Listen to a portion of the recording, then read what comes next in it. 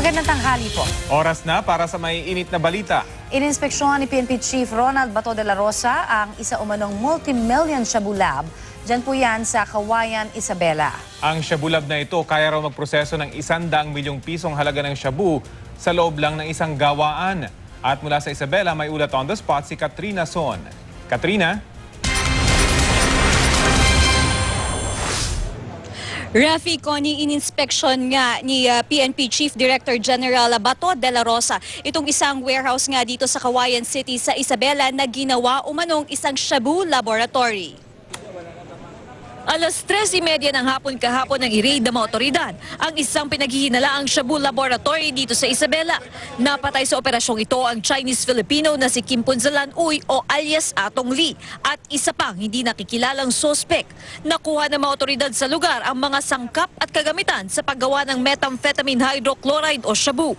Nakuha rin dito ang isang caliber 45 pistol with live ammunition, isang 9mm machine pistol, isang Hilux na sasakyan na may plate number na ABB 3553 at assorted documents. Pagpasok po ng yung mga magse-search, pinutukan sila nung kaagad nung. Dito sa loob ang una nagpaputok.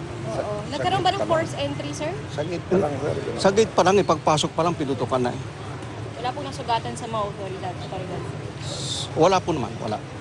Ang pinaghihinalaang laboratory na ito ay maaaring magproseso ng 200 kilos ng shabu sa isang gawaan lamang na aabot sa 100 million pesos ang halaga.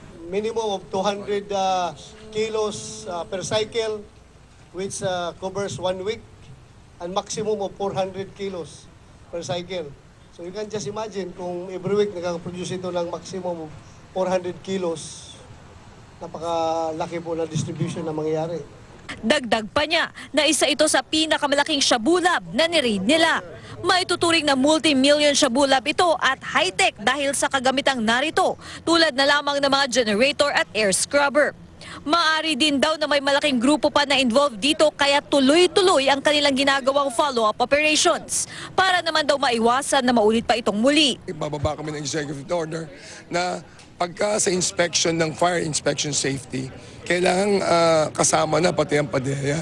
Kasi para sila lang naman makakaalam kung ano yung mga chemical o mga gamit. Sa lalo na sa Isabela, ang dami po namin mga warehouses dito. Rafi, Connie, sa ngayon naman ay nasa loob pa rin nga ditong sinasabi nila na shabu laboratory ang mga otoridad at ini-inspection pa rin nga nila yung mga nasa loob nito. At yan na nga muna ang latest mula dito sa Isabela. Rafi? Katrina, meron ba tayong impormasyon kung gaano nakatagal na nag-ooperate? Kung nag-ooperate na ba itong shabu lab na ito, Katrina?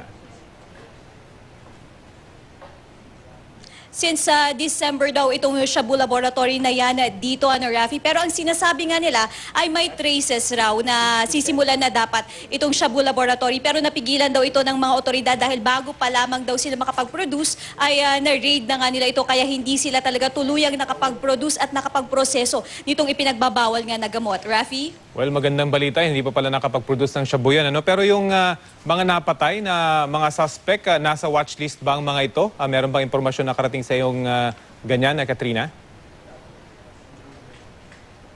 Rafi, yan yung patuloy pa rin nga nila na kinukumpirma sa ngayon. Kanina, initially, sinabi na hindi raw kabilang yung isa nga na napatay. Pero yung isa na kinikilala pa rin nila na suspect na napatay nga ay inaalam pa rin nila yung pagkatao nito at dino-double check nila kung kasama nga ito doon sa PNP drug watch list. Rafi? And I would assume, Katrina, yung mga ingredients na nandyan na ngayon, pwede nang magsimulang gumawa ng shabu. So, tinitrace na ba nila kung saan galing itong mga paraphernalias at mga ingredients na ito, Katrina?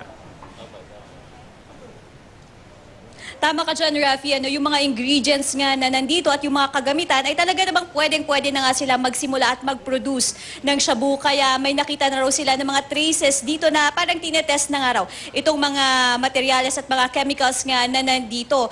Gayon pa man, hindi pa rin daw sila nakapag-produce as of the moment. Rafi? At Katrina, meron bang impormasyon kung itong shabu lab na ito ay may kaugnayan din sa iba pang mga shabu laboratory na na-raid na rin ng mga otoridad?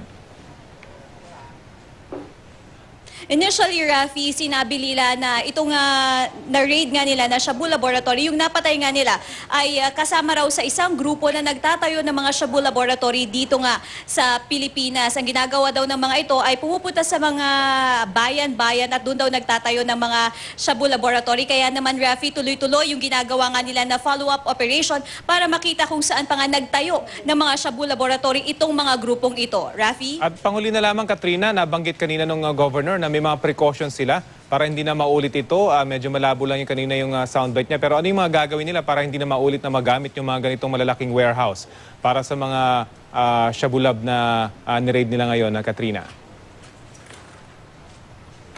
Ang sinasabi kanina, Rafi, ni Governor Faustino D, na kapag mag-check daw muli ng mga warehouse ay dapat kasama raw ang PIDEA. Dahil ang PIDEA daw sila daw ang nakakaalam kung ano-anong mga chemical nga ba ang ginagamit sa paggawa ng ipinagbabawal na mga gamot. Kaya naman daw sana, pag nilabas nila yung executive order, ay payagan nga sila na isama yung PIDEA sa pag-check ng mga warehouse para ma-prevent na raw yung ganitong pangyayari muli. Rafi?